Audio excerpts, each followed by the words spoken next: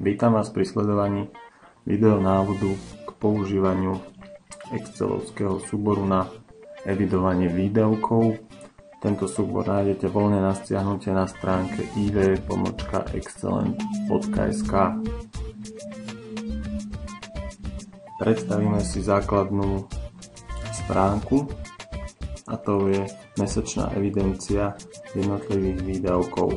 Máme tu otvorený mesiac júl 2011. Ako vidíte, je tu vysvietené zeleným deň, aktuálny deň, vždycky aktuálny deň bude takto farebne vyznačený.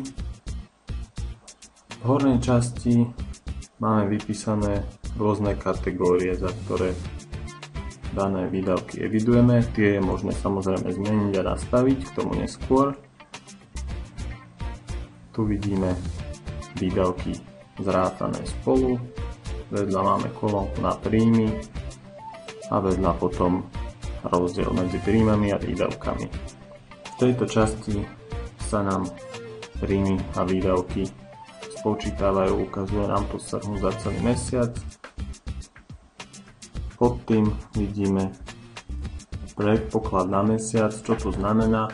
Znamená to, že po určitej dobe, ako si zapisujete výdavky, vám ten Excel vie vyrátať, že takýmto tempom, koľko predpokladane môžete za daný mesiac minúť.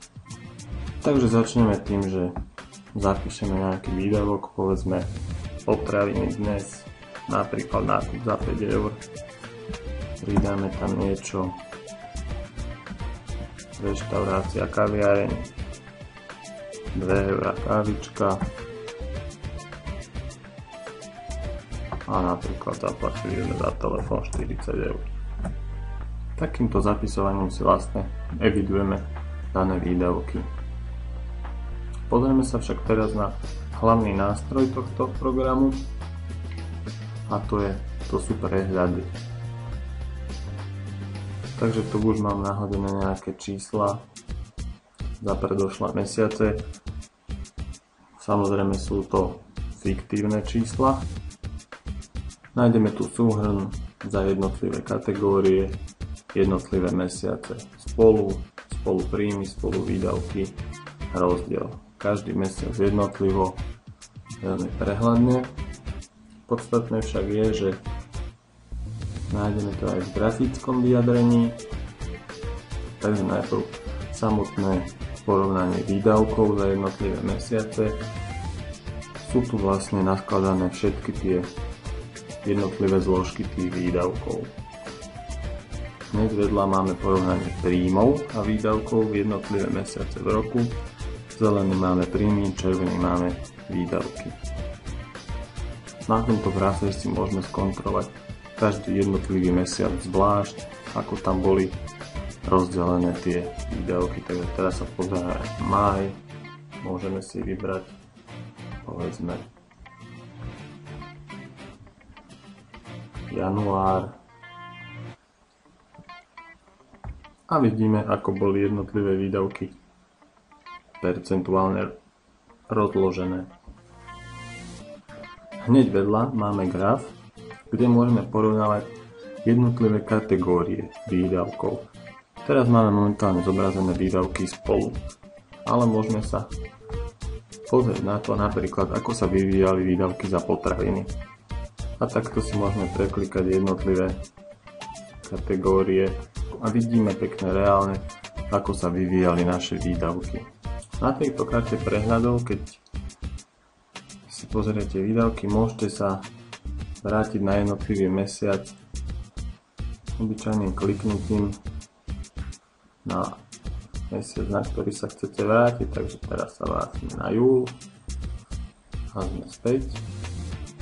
No a ukážeme si kartu nastavenia.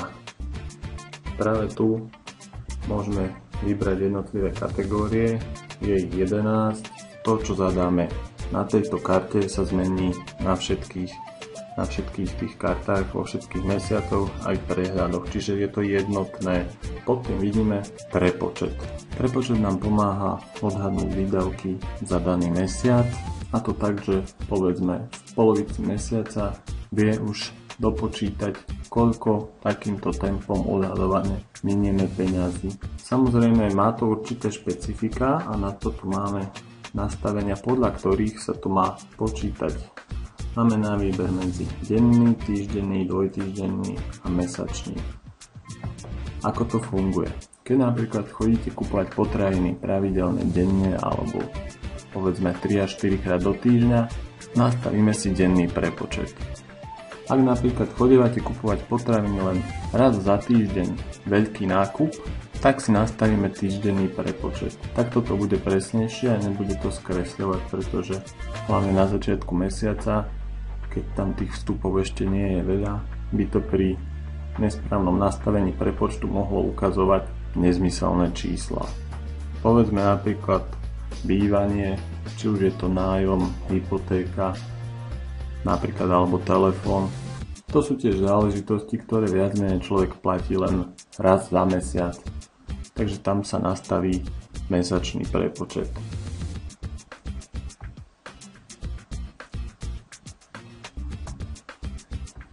Vrátime sa späť na aktuálny mesiac a vidíme, že ubehlo síce iba 5 dní, ale predpoklad, že na konci mesiaca na potraviny vynaložíme zhruba spolu 103 eur, reštaurácie 21 a tak ďalej a tak ďalej.